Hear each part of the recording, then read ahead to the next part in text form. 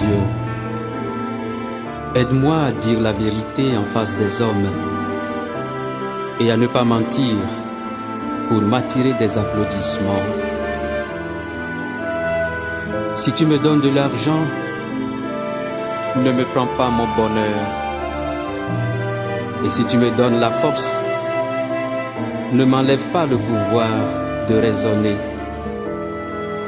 Si tu me donnes le succès... La conférence des évêques du Togo vient vous annoncer la nouvelle humainement triste et surprenante du rappel à Dieu de son serviteur, son Excellence Monseigneur Yves Nicodème Anani Bariga Bénissant, archevêque métropolitain de Lomé, ce dimanche 4 août 2024, à l'hôpital d'Octalafié à Lomé.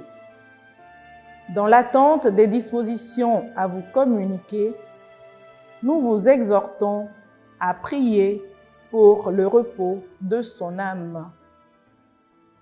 C'est par ce communiqué que la conférence des évêques du Togo venait confirmer une rumeur qui s'était répandue plus tôt dans la matinée du 4 août au travers des réseaux sociaux, laissant l'Église Famille de Dieu qui est à Lomé et au Togo stupéfaite. Au fil des heures, l'ineffable douleur s'est installée dans les cœurs meurtris qui, unanimement, s'accordaient sur une chose. Cet homme de Dieu, au parcours atypique, était spécial. Qui est-il et comment a-t-il su conquérir le cœur de milliers de Togolais? Nous avons rencontré d'éminentes personnalités du monde ecclésial, culturel et politique, ainsi que de la société civile qui nous ont entretenus sur leur interaction avec l'illustre disparu. Monseigneur Bariga, homme d'église, homme d'impact.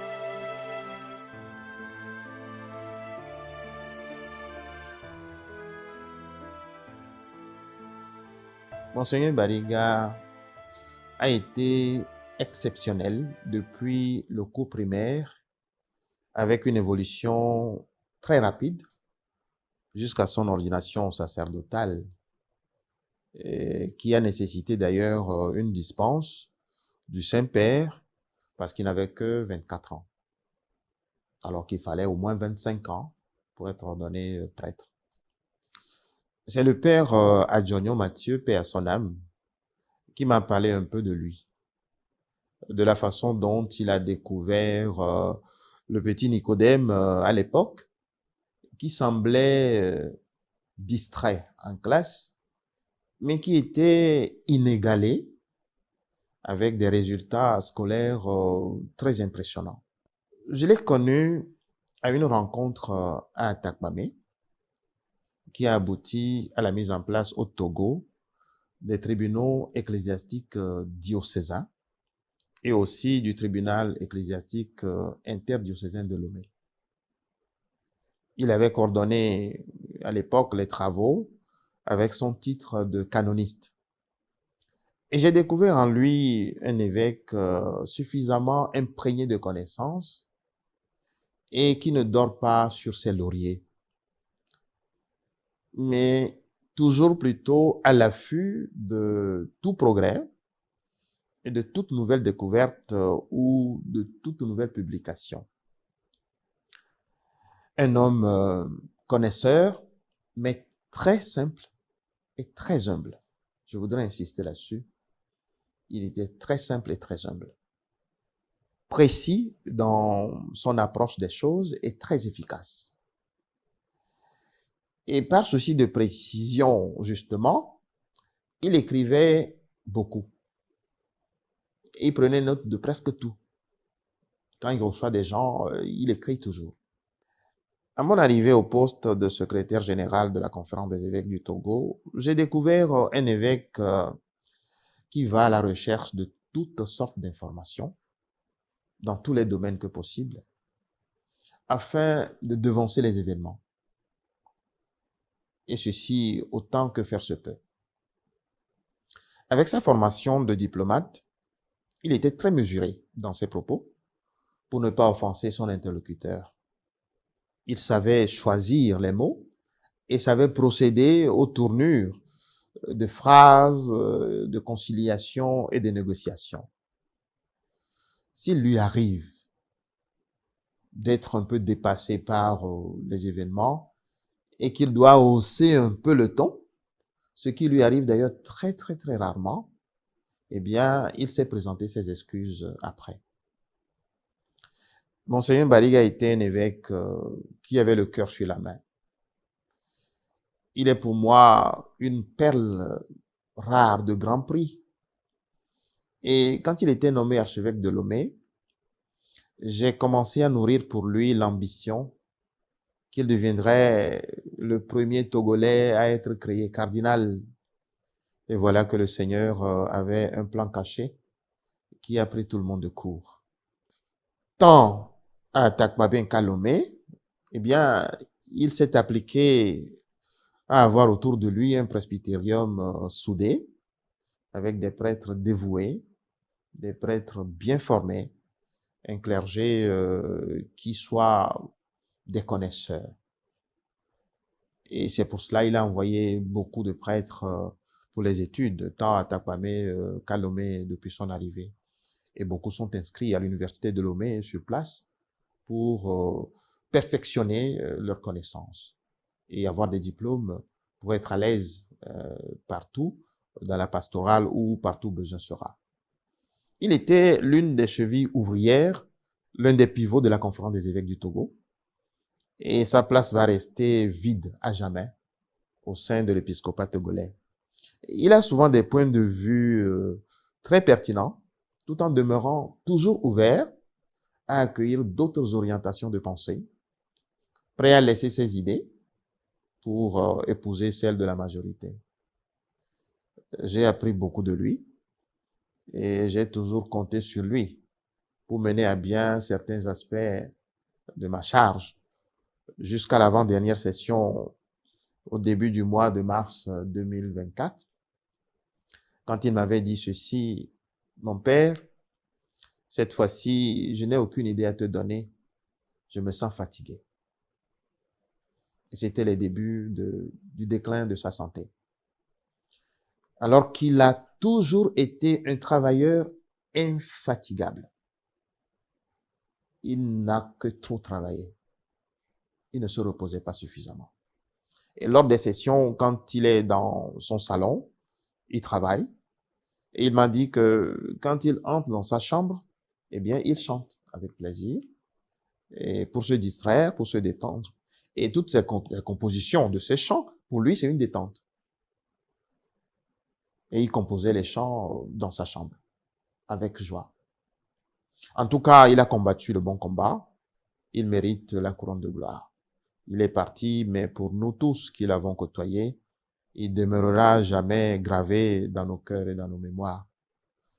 Qu'il repose en paix. On le voyait cardinal au vu de ce parcours exceptionnel. Né à Ouagadougou, des études à Lomé, des études à Ouida au Bénin, d'autres études à Abidjan en Côte d'Ivoire, à Rome, à nouveau à Lomé, en mission au Rwanda, en Amérique du Sud et au Togo. Monseigneur Yves Nicodème Anani Bariga Benissa, l'athlète, un athlète de la foi. Monseigneur a commencé son ministère épiscopal à Takpamé avec l'année de Saint Paul, sans exagérer, dans la joie et l'action de grâce. Notre cher évêque s'est engagé dans cette démarche spirituelle derrière le grand athlète de la foi qu'est Saint Paul.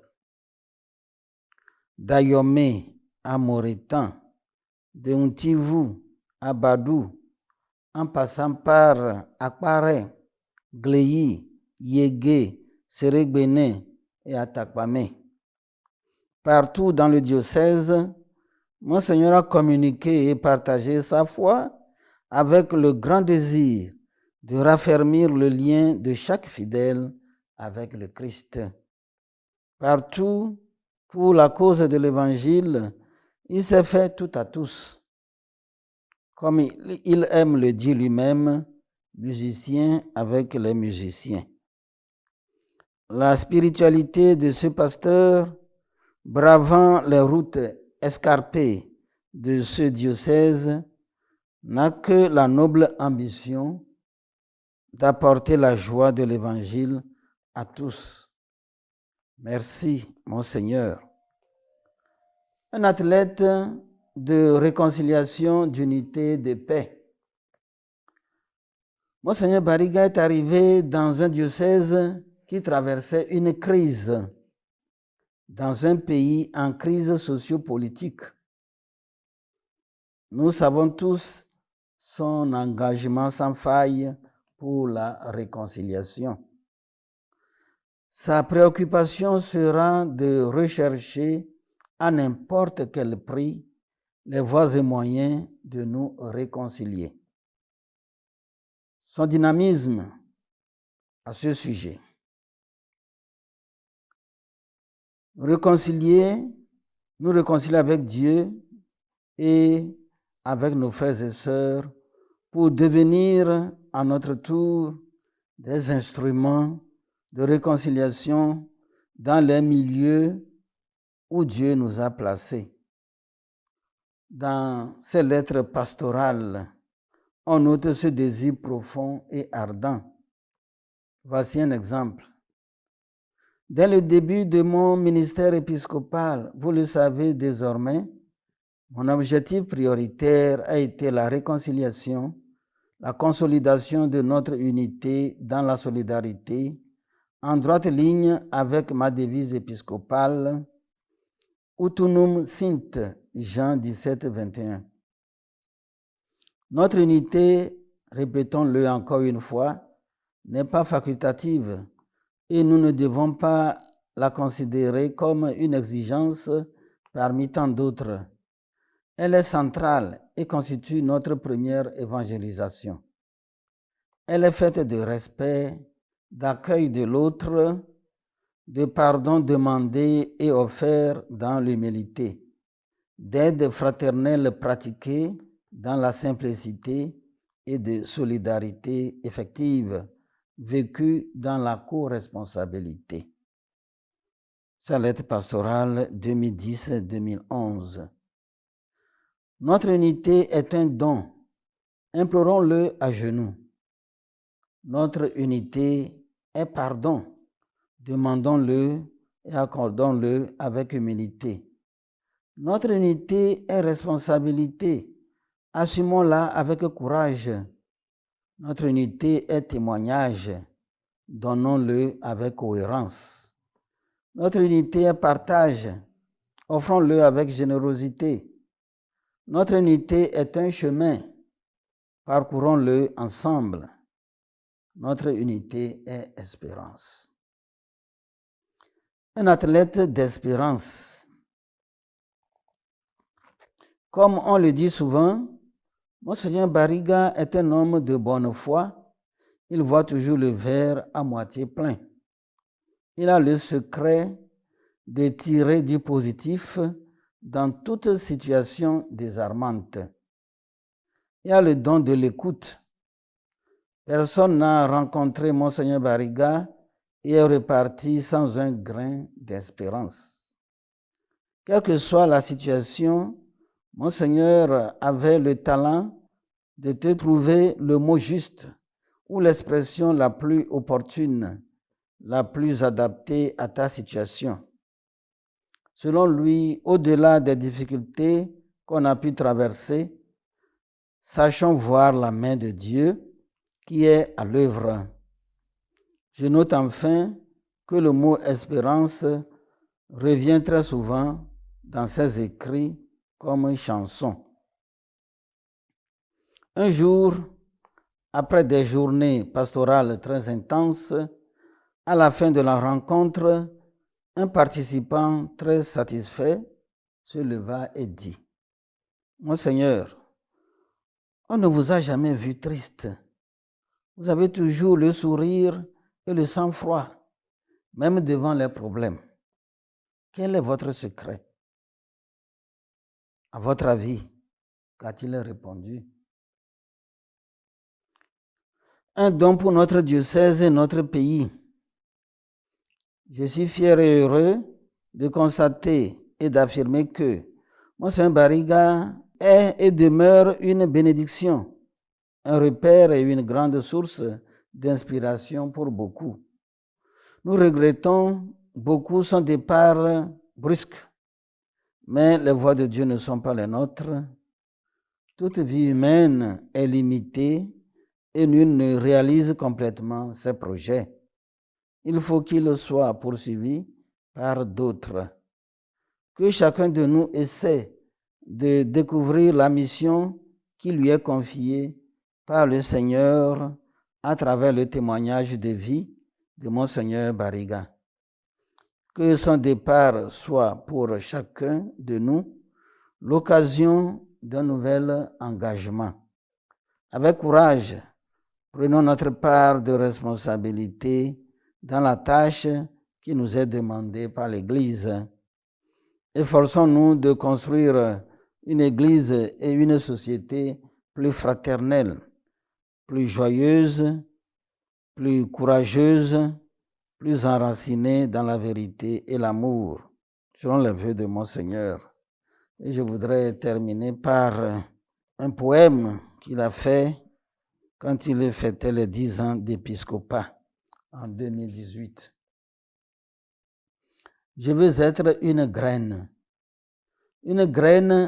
à peine visible dans une main, mais qui porte l'espoir de demain. Paradoxe d'une disparition d'un don, qui annonce une belle moisson. Une graine qui ne choisit pas la terre, qui l'accueille comme une mère, mais pousse autant dans une vaste clairière qu'aux abords d'une toute petite rivière. Une graine, une semence de vie sans prix, dans la plante qui pousse sans bruit, lorsqu'elle est enfouie dans la terre où elle libère tout son mystère. Une graine dont le grand potentiel s'étale un jour sous le ciel, en quantité surprenante d'autres grains pour le bonheur des humains. Une graine dans tes mains, Seigneur, toi qui me dispenses la chaleur et fais tomber sur moi la pluie pour que je porte beaucoup de fruits. Pour citer Monseigneur Bariga, il écrivait dans le Beati Pacifici numéro 55, le dernier numéro du bulletin d'information et de formation qu'il a initié, je cite, « La foi véritable ne consiste pas à chercher les miracles de Dieu, mais plutôt à chercher le Dieu des miracles.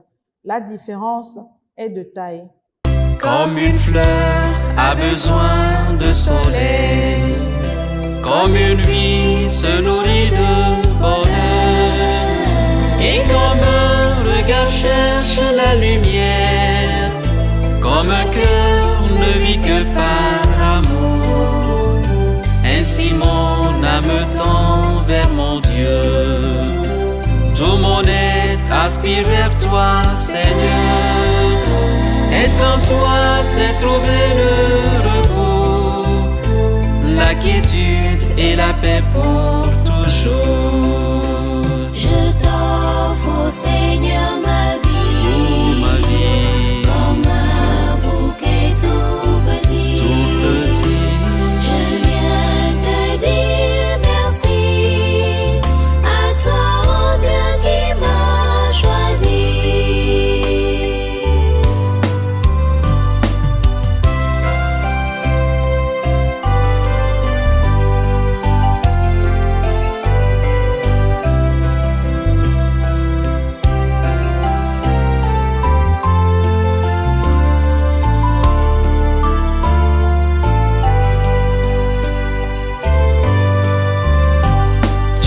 c'est bien mon plus grand désir, te donner ma vie, t'appartenir. Humblement je viens pour te l'offrir. Oh mon Dieu, tu es mon avenir. Je suis sœur Grace Yvonne Kouaou, des Sœurs de Saint-Augustin. Notre institut a été en mission à l'évêché auprès de notre Père archevêque de vénérée mémoire. Monseigneur Nicodème Bariga était un homme de foi, un pasteur infatigable. Il allait dans les coins et recoins de son diocèse pour visite pastorale. Et ses ouailles aussi manifestaient une joie indicible en sa présence. Monseigneur disait toujours, je fais ma part pour que demain, on ne vienne pas me demander quoi que ce soit. Il servait l'Église avec passion.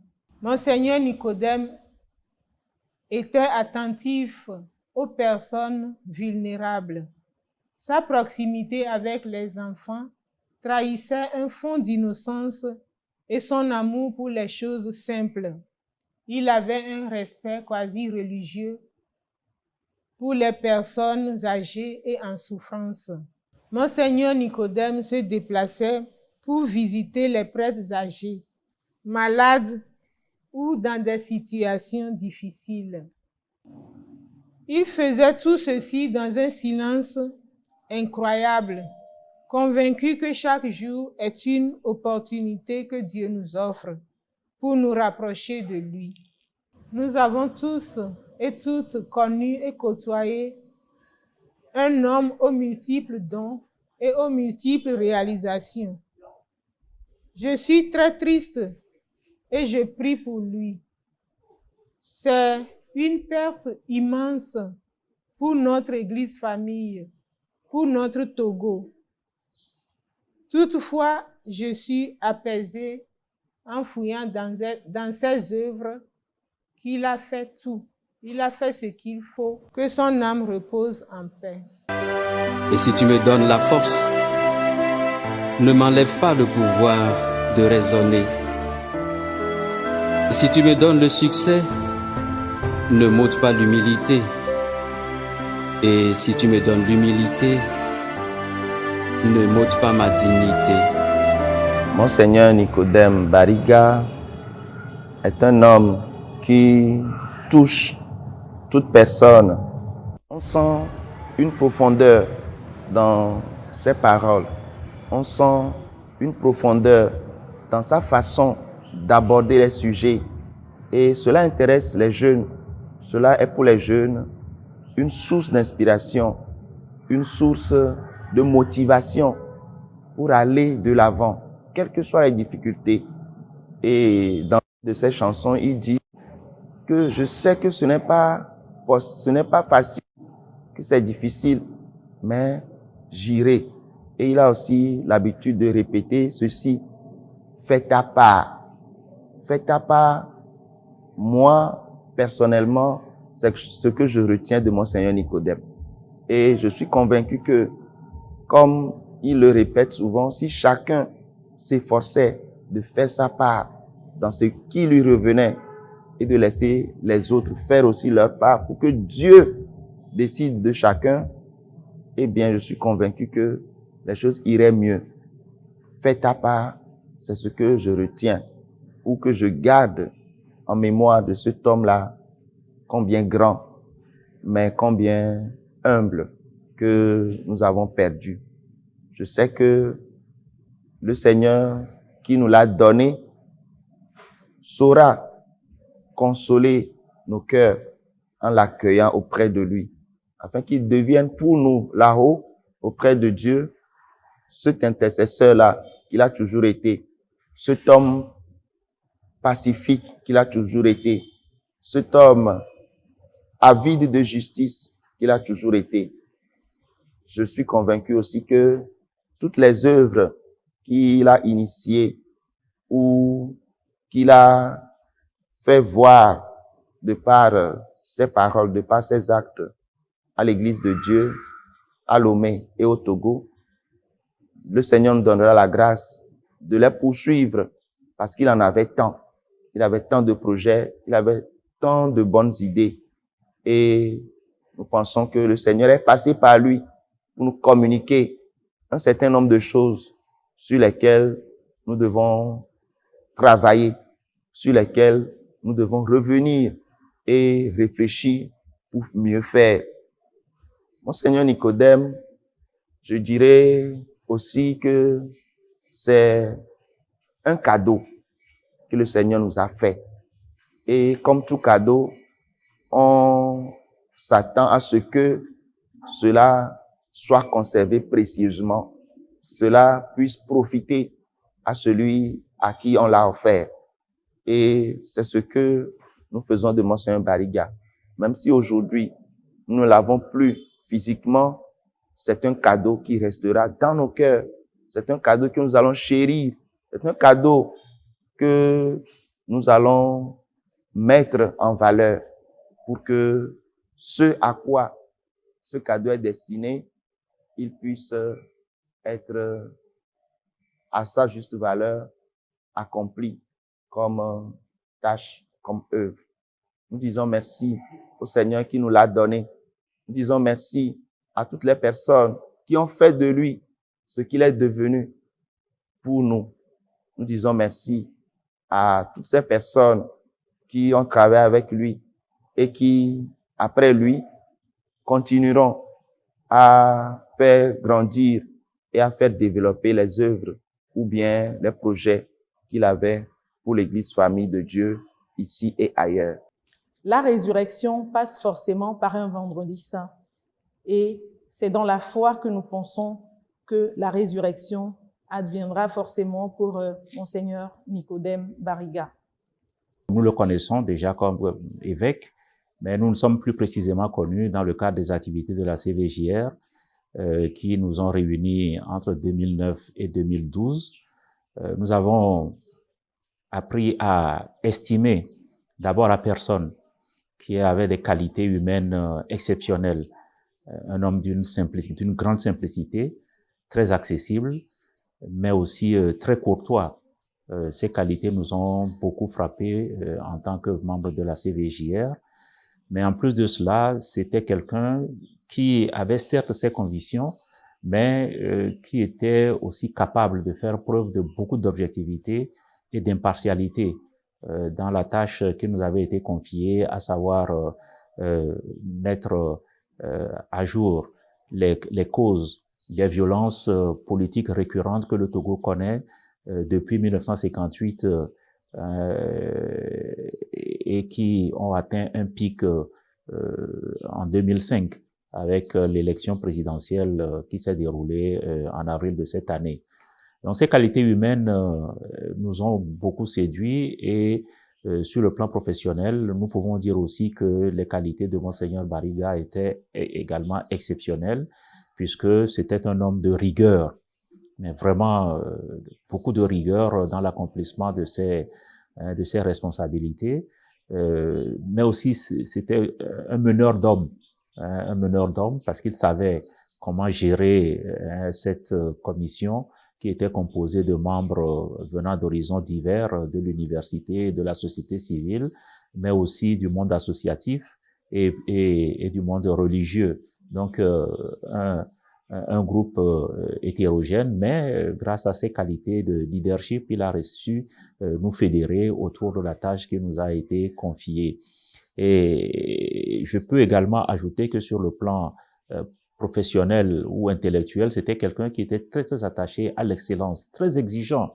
Et personnellement, en tant qu'enseignant, je n'ai plus qu'apprécier ses qualités, puisque c'est ce que nous essayons d'inculquer aussi à nos étudiants sur le campus. Alors, grâce à ces qualités, nous avons, avec beaucoup de difficultés, et mes obstacles ont changé notre chemin, nous avons réussi à accomplir la mission qui nous était assignée, puisque au terme de 3 ans de travaux, nous avons réussi à déposer le rapport de synthèse dans lequel nous avons consigné les analyses que nous avons pu réaliser à propos des causes des violences politiques au Togo, mais nous avons fait aussi des recommandations pour que ces violences ne se répètent plus. Nous avons déposé donc le rapport de synthèse que nous avons remis au chef de l'État. Nous avons déposé par la suite aussi les rapports thématiques, parce qu'il y a 4 autres rapports thématiques dont on n'a pas beaucoup parlé, mais qui étaient des rapports utiles pour la compréhension du rapport de synthèse. Et depuis lors, ayant achevé notre mission, nous suivons avec beaucoup d'attention les travaux que le HCROUN est chargé d'effectuer dans le cadre de la mise en œuvre des recommandations que nous avons faites. Donc voilà ce que je peux dire en tant qu'ancien membre de la CVJR sur Monseigneur. Après avoir déposé nos rapports, nous avons gardé avec lui, compte tenu de ses qualités humaines qui nous ont séduits, nous avons gardé avec lui des relations très cordiales. Nous nous revoyons de temps en temps, non pas en tant que groupe constitué, mais individuellement. Nous le rencontrions. Je me rappelle lui avoir rendu une visite de courtoisie, personnellement, et puis l'avoir rencontré au cours de la présentation d'un de ses ouvrages.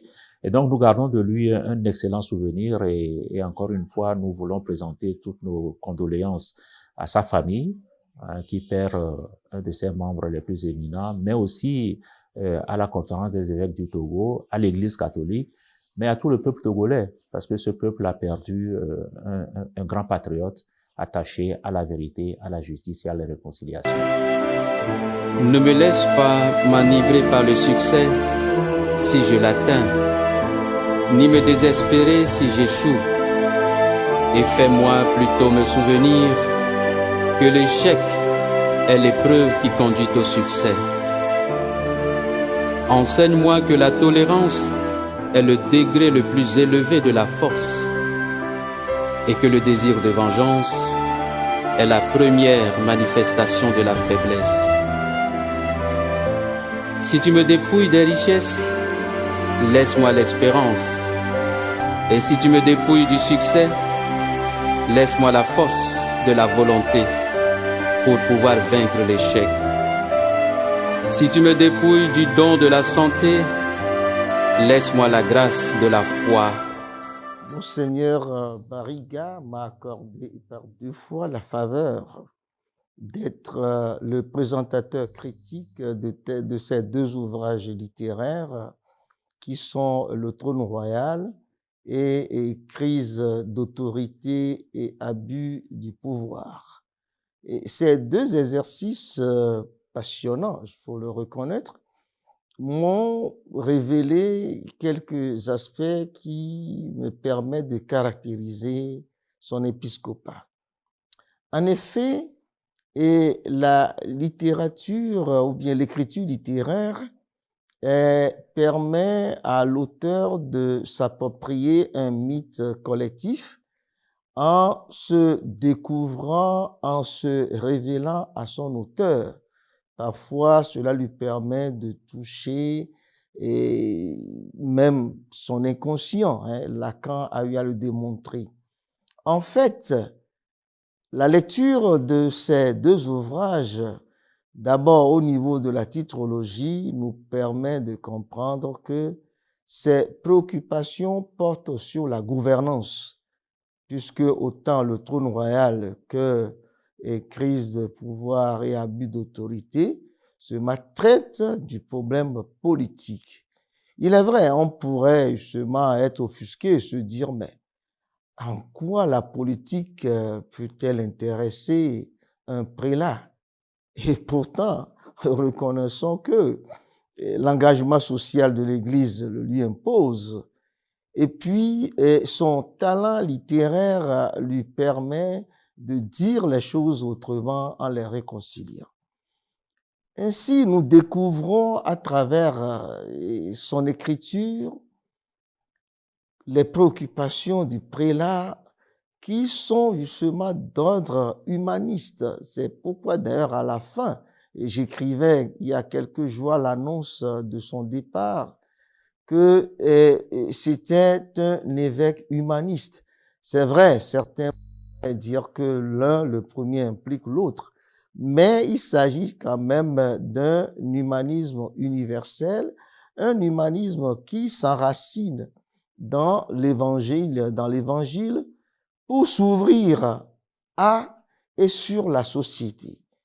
Ainsi, la lecture, si Jean Capeton tient justement aux éléments d'appréciation de son écriture littéraire, on se rend compte que par-delà la fiction de la pièce de théâtre et l'essai qui est le second ouvrage, les deux participent à la rédaction d'un projet de société.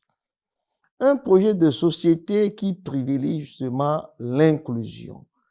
Parce que dans le trône royal, qui est une pièce de théâtre étant la dramatisation d'un conflit, le rôle le plus important sera tenu par l'unique personnage féminin de l'ouvrage. Et c'est grâce à ce personnage féminin, à la femme, que justement le conflit sera résolu et que justement la quiétude sera installée dans la société pour le bonheur de tout le monde. Alors, cette façon, ce choix littéraire n'était pas innocent et je me rappelle qu'à la fin de ma présentation, je posais la question suivante à Monseigneur l'archevêque. Êtes-vous féministe? Sans hésitation et sans hésiter, il m'a répondu oui.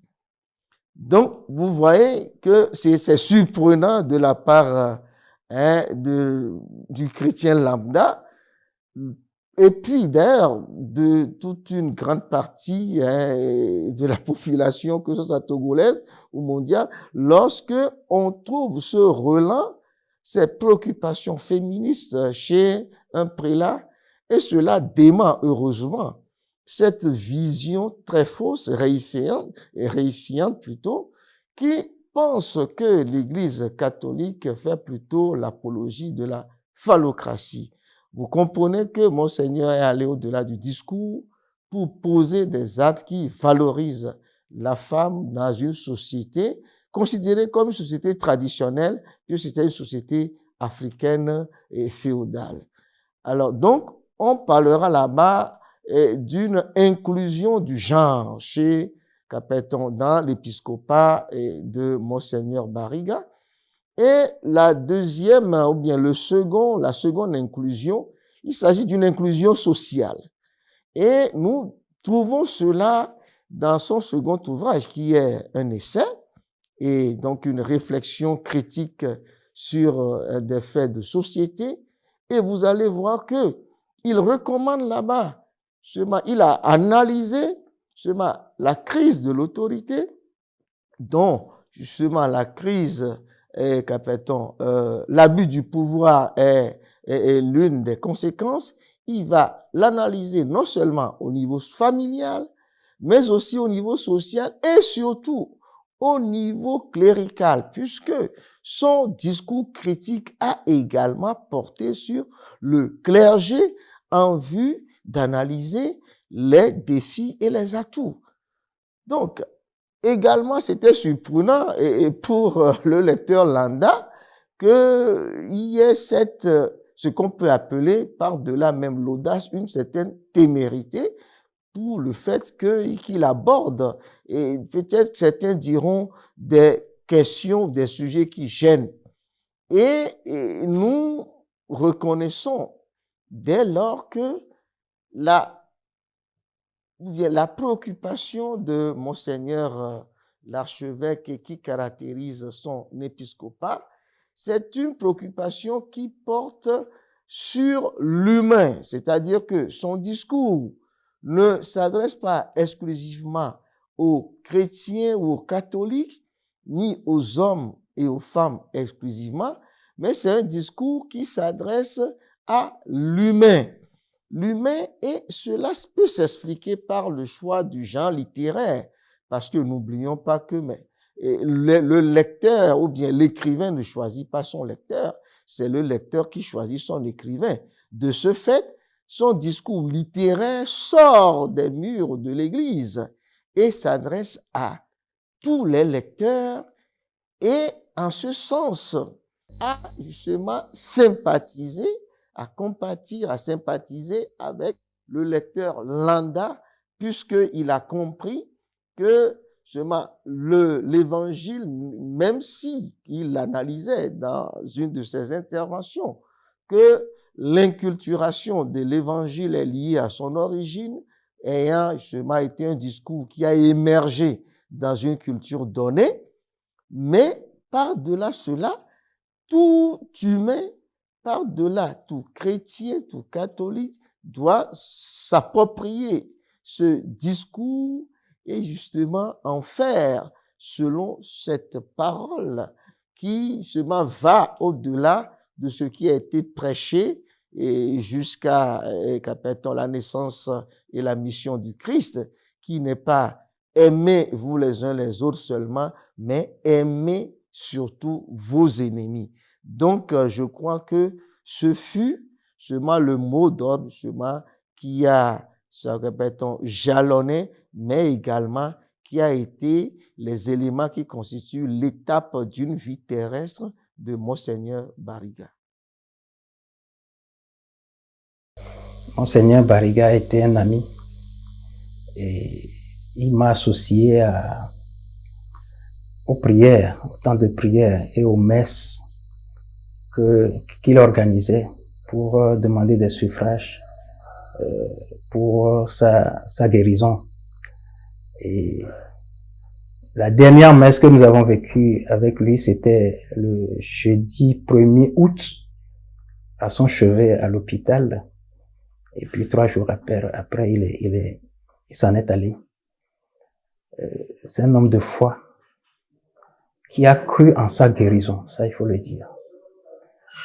Et au même moment, il disait, il s'en remet à Dieu. Il s'en remet à la volonté de Dieu. Et c'est la volonté de Dieu qui s'est manifestée.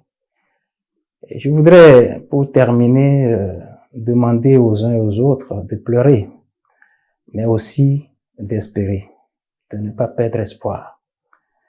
Que Monseigneur Barriga est comme un grain de blé qui sera semé en terre et qui portera certainement et sûrement des fruits et de très bons fruits. Si je fais du tort à quelqu'un, donne-moi la force de demander pardon. Et si quelqu'un me fait du tort, donne-moi la force du pardon et de la clémence. Mon Dieu, si je t'oublie, toi, ne m'oublie pas. Si je t'oublie, toi, ne m'oublie pas. Amen. Je voudrais bénir le Seigneur pour la vie de cet évêque, de cet homme incroyable que l'Église nous a donné et que le Seigneur nous a donné au Togo. Et incroyable sur beaucoup de points. Le premier point, c'est cette capacité qu'il a à pouvoir être à l'aise, que ce soit sur l'autel comme sur les podiums, et en train de chanter ou en train de danser, même avec les enfants. Et je crois que ce n'est pas donné à tout le monde, et encore moins un évêque, d'avoir cette capacité-là, d'être à l'aise partout. Et je bénis le Seigneur pour sa vie.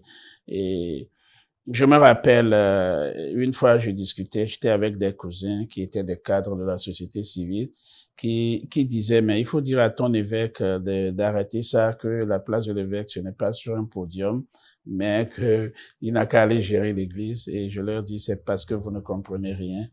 Et je crois que il est vraiment un homme formidable. Et je bénis le Seigneur pour sa vie. Je bénis le Seigneur pour sa vie parce que, comme je l'ai dit, il est toujours formidable dans sa capacité à pouvoir rebondir.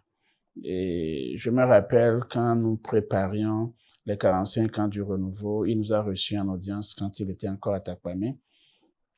Et je le voyais fatigué.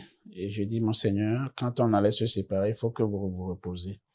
Et les jeunes qui étaient avec nous voulaient lui faire une interview pour faire une vidéo pour l'événement. Et il dit, ah bon, moi dans cet état, ok, je vais m'adapter.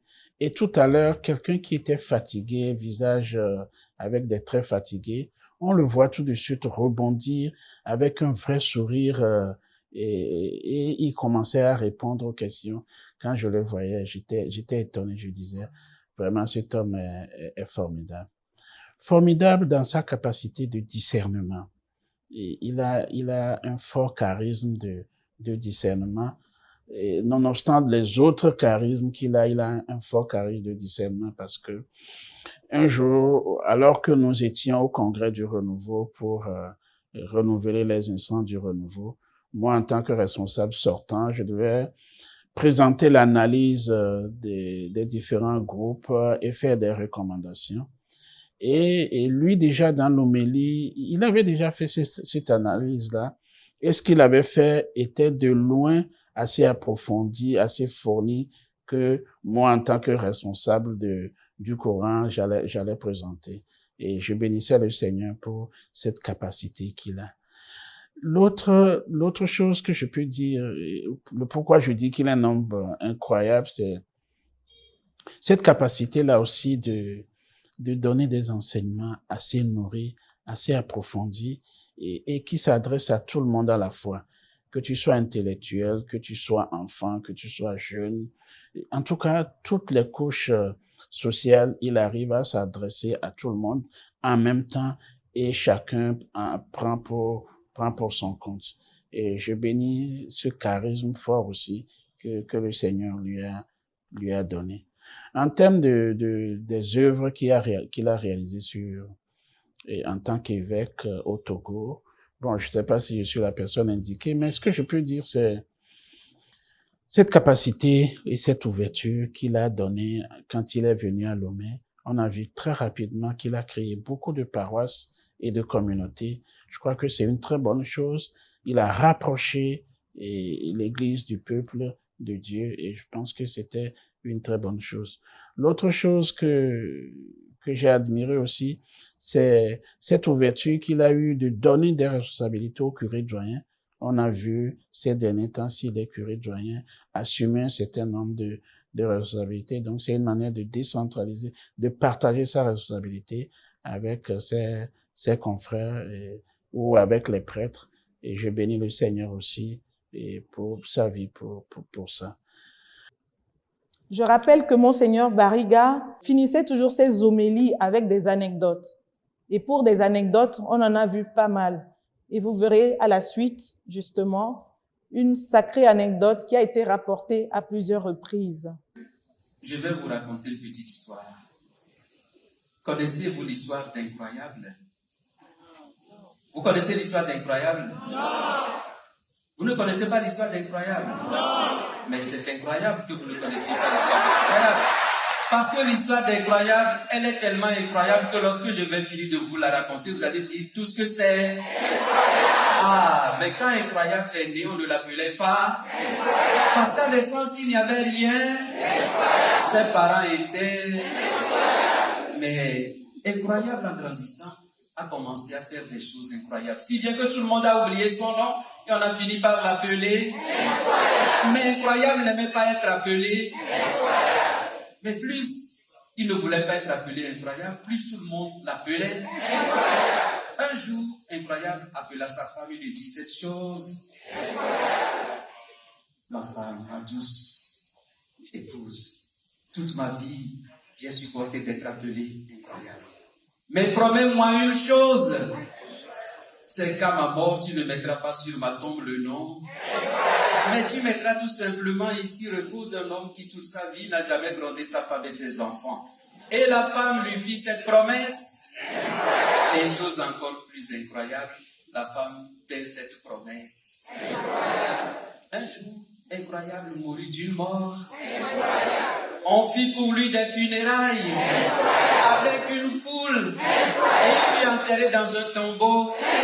Mais sur le tombeau, il n'y avait rien. Parce que sa femme n'a pas fait graver le nom. Mais elle a mis tout simplement ici repose suppose un homme qui toute sa vie n'a jamais drogué sa femme et ses enfants. Du coup, tous ceux qui passaient lisaient l'épitaphe, secouaient la tête et disaient, ça c'est vraiment... Ah, ben vous voyez. Mais de grâce, quand je vais passer tout à l'heure, ne dites pas ça, c'est un évêque. Mais vous l'avez déjà dit. Nous avons passé ensemble une soirée, parce que vous êtes une salle, et pour un concert, alors faisons un applaudissement.